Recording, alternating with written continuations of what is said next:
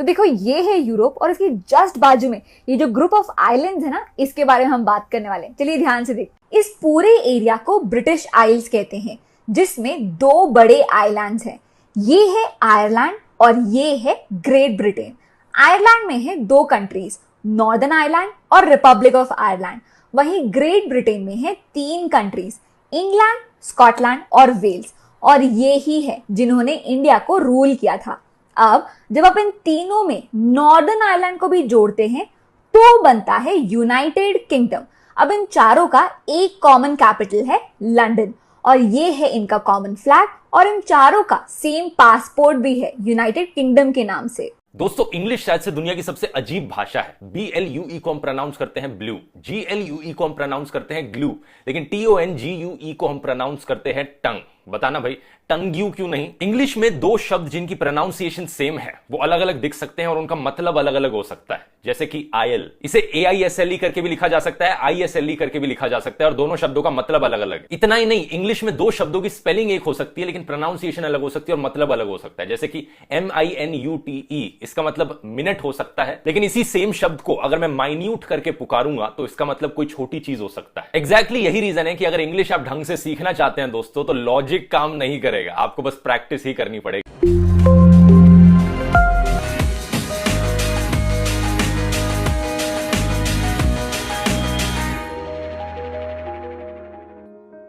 Hi, welcome to Awesome Videos.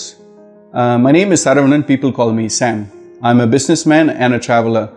So we'll be talking about anything that I find it interesting. இங்கிலீஷில் பேசினாலே உங்களுக்கு தனி ஒரு மரியாதை கிடைக்குது. தமிழில் பேசுகிறதுக்கும் இங்கிலீஷில் பேசுகிறதுக்கும் நிறைய வித்தியாசம் இருக்குது. அதாவது மக்கள் நம்மளை ட்ரீட் பண்ணுற வித்தியாசம். அது ஏன்? ஒரு 1500 வருஷத்துக்கு முன்னாடி ஒன்லி 20 லட்சம் பேர் பேசிகிட்டு இருந்த மொழி இன்றைக்கி 150 கோடி மக்கள் பேசிகிட்டு இருக்காங்க. இந்த அபார வளர்ச்சிக்கான ரீசன் என்ன அப்படின்னு பார்க்கணுன்னா நம்ம அதோட ஹிஸ்ட்ரி பார்க்கணும்.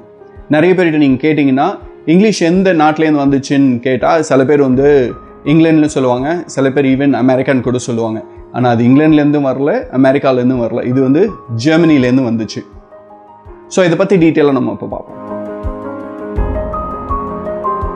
இங்கிலீஷ் ஹிஸ்ட்ரியை 3 பார்ட்ஸாக பிரிக்கிறாங்க.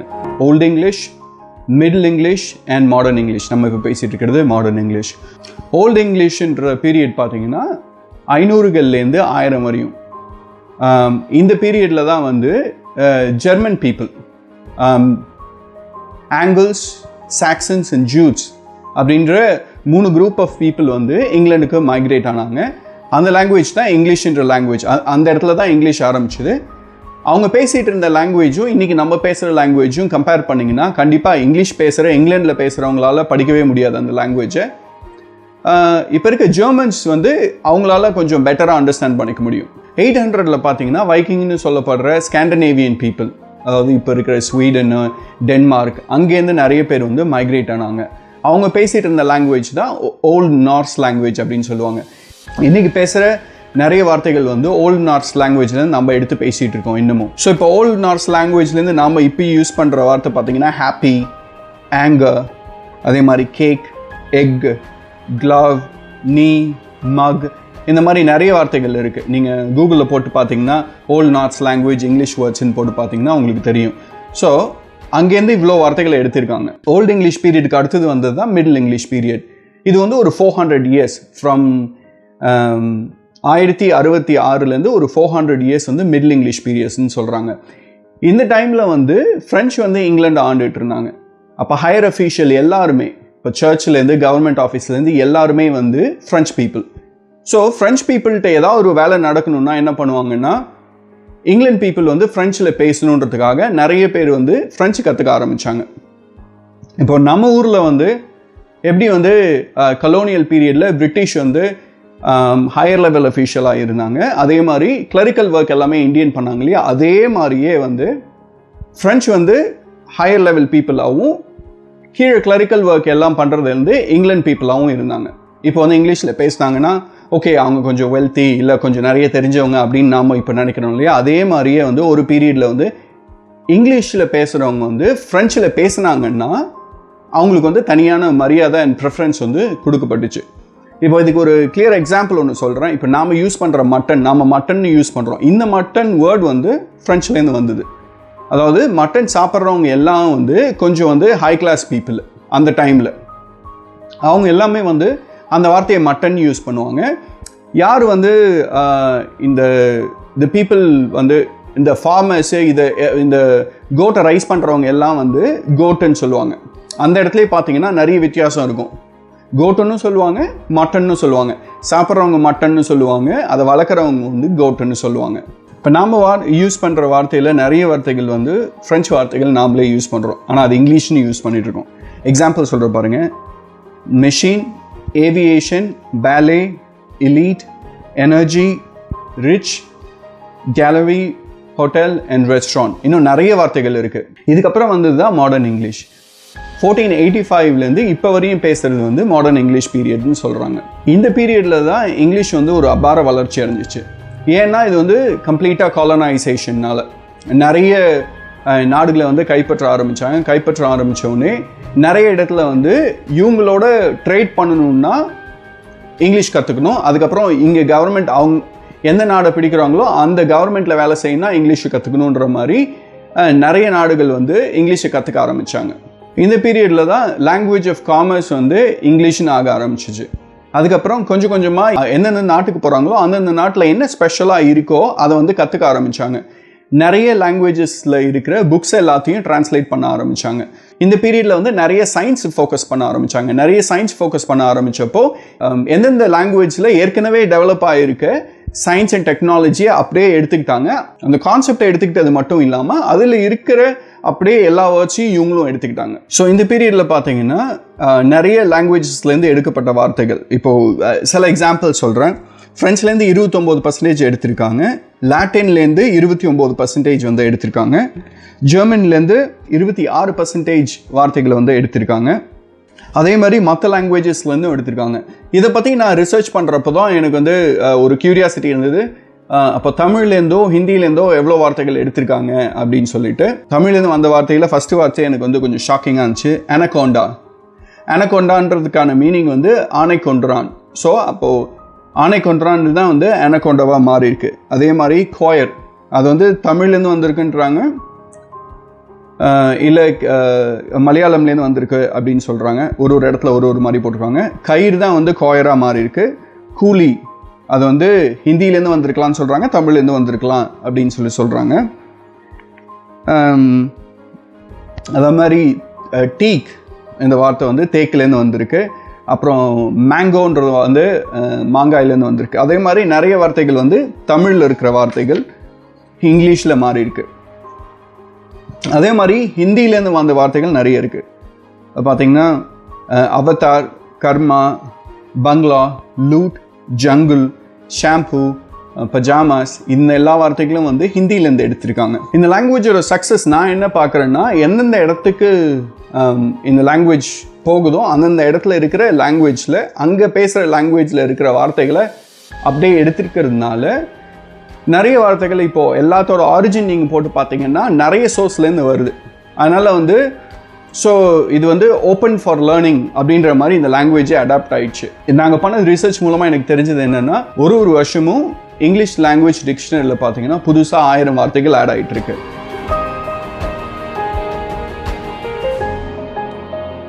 இது மட்டும் இல்லாமல் இப்போ படிக்கிறவங்க எல்லாருமே, இப்போ நீங்கள் பிஹெச்டி பண்ணுறீங்களோ இல்லை ஹையர் ஸ்டடீஸ் நீங்கள் என்ன பண்ணீங்கனாலும், இல்லை இன்டர்நேஷ்னல் ட்ராவலிங் நீங்கள் இன்டர்நேஷ்னல் லெவலில் ஏதாவது கம்யூனிகேட் பண்ணிங்கனாலும் இங்கிலீஷ் வந்து ஒரு லாங்குவேஜ் ஆஃப் பிஸ்னஸ்ன்ற மாதிரி ஆயிடுச்சு, இல்லை லாங்குவேஜ் ஆஃப் சயின்ஸ் அண்ட் டெக்னாலஜின்றது ஆயிடுச்சு.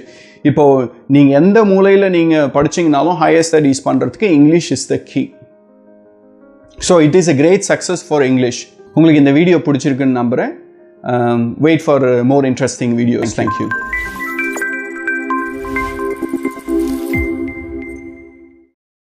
தேவையில்லை, இது பண்ண தேவையில்லை அப்படின்னு சொல்லிட்டு அது விட்டுட்டு இந்த மாதிரி வந்து அறவேக்காட்டுத்தனமா வந்து சுத்திட்டு இருக்காங்க. இதுவும் ரொம்ப தவறான விஷயம். இதையும் நம்ம வந்து சப்போர்ட் பண்ணவும் கூடாது.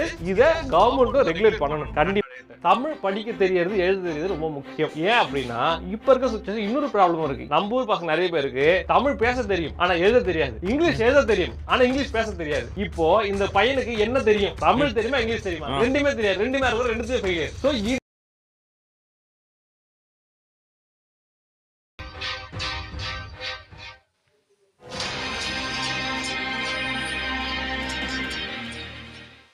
பதினெட்டாம் நூற்றாண்டில் டெல்லி மற்றும் அதனை சுற்றி வாழக்கூடிய பகுதிகளில் கரிபோலி அல்லது கௌரவி என்ற மொழி பேச்சு வழக்கில் இருந்தது. எழுத்து வடிவம் கிடையாது. சில லட்சம் மக்கள் இந்த மொழியை அப்பொழுது பேசி வந்தனர். இந்த மொழிதான் இப்பொழுது பல்வேறு மாற்றங்களை பெற்று இந்தியாவில் சுமார் 40% மக்கள் அறியும் நவீன ஹிந்தியாக வளர்ந்திருக்கிறது. அதாவது 200 ஆண்டுகளுக்கு முன்பு ஹிந்தி என்ற ஒரு மொழி இல்லவே இல்லை. பேச்சு வழக்கத்தில் இருந்த கௌரவி மொழிக்கு தற்போது இருக்கும் எழுத்து வடிவம் கொடுத்தவர் ஆங்கிலேய மொழியில் அறிஞர் ஜான் கில்கிரிஸ்ட்.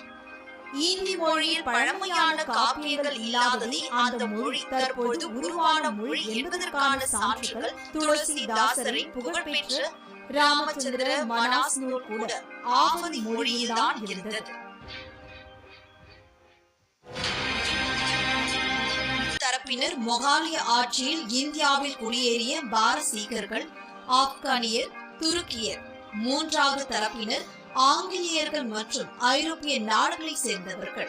இந்த மூன்று தரப்பினரும் தங்களுக்குள் தகவல் தொடர்பு மேற்கொள்ள சிரமங்களை அனுபவித்தனர். பல்வேறு உள்ளூர் மொழிகள் இருந்ததால் பிரச்சனையாக இருந்தது.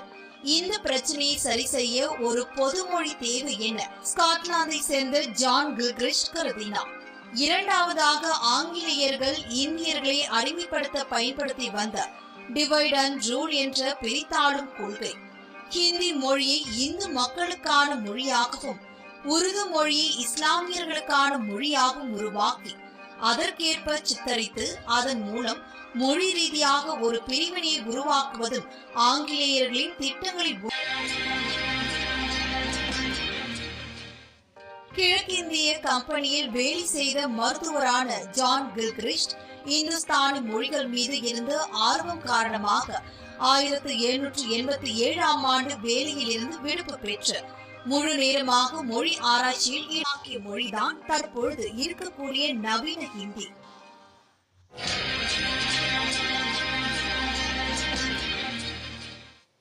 கில்கிரிஸ்ட் தனது ஆய்வை கல்கத்தாவில் இருந்து கிழக்கிந்திய கம்பெனியின் தலைமையகமான வில்லியம் கோட்டையில் தொடங்கினார். இன்னும் சொல்ல போனால் ஹிந்தி மொழி பிறந்த இடம் இந்த வில்லியம் கோட்டைதான். ஹிந்தி மாநிலங்கள் என சொல்லக்கூடிய எந்த மாநிலத்திலும் ஹிந்தி பிறக்கவில்லை. வங்காளி பேசக்கூடிய கல்கத்தாவில் தான். கரிபோலி மொழியில் இருந்து சொற்களை எடுத்து அகராதியாக உருவாக்கினார் கில்கிரிஸ்ட். கிடைக்காத வார்த்தைகளை சமஸ்கிருதத்தில் இருந்து கடன் வாங்கினார். இதனைத் தொடர்ந்து 1790ஆம் ஆண்டு ஹிந்தி ஆங்கில அகராதி அவர் வெளியிட்டார், முதல் அகராதி. மேலும் ஹிந்தியை பிரிட்டிஷ் நிர்வாகத்தின் மொழியாக பிரபலப்படுத்தினார். அதன் அடிப்படையில் உருவான ஹிந்தி பயிற்சி நிறுவனம் ஓரியண்டல் செமினரி அல்லது கில்கிரிஸ்ட் கா மதராசா என்ற பெயரில் அழைக்கப்பட்டது. ஹிந்தியின் முதல் செய்தித்தாள் 1826ஆம் ஆண்டு கல்கத்தாவில் வெளியானது. அதாவது ஹிந்தி செய்தித்தாளை படிக்க தெரிந்தவர்கள் அப்பொழுது கல்கத்தாவில் மட்டுமே இருந்தனர்.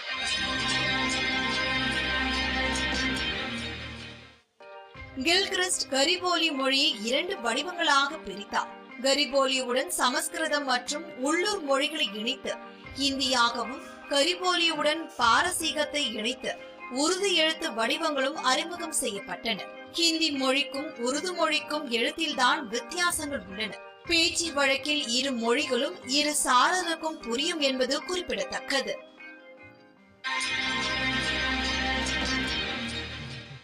ஹிந்தி மொழி இந்த ஆய்வுகளுக்கு ஆரம்பத்தில் அவருக்கு பணம் தேவைப்பட்ட நிலையில் போதைப் பொருளான ஓவியத்தை விற்பனை செய்து அவர் தனக்கான பண தேவையை பூர்த்தி செய்து கொண்டார். அவர் தயாரித்த ஹிந்தி ஆங்கில அகராதி 40 ரூபாய் வீதம் 150 காப்பிகள் வாங்க பிரிட்டிஷ் அரசு ஒப்புக்கொண்டது. பின்னர் அது 60 ரூபாயாக உயர்த்தப்பட்டது. ஹிந்தி மொழி வளர்க்க இந்திய அரசு ஆண்டுதோறும் பட்ஜெட்டில் நிதி மொழி வளர்க்கப்படுகிறது. கடந்த 2012ஆம் ஆண்டு வரை தேசிய மொழி என்று இந்தியாவில் உருது ஆகியவை ஆகும். இது மிகவும் பழமையானது. மொழிகள் 6 உள்ளன. அவை கன்னடம்,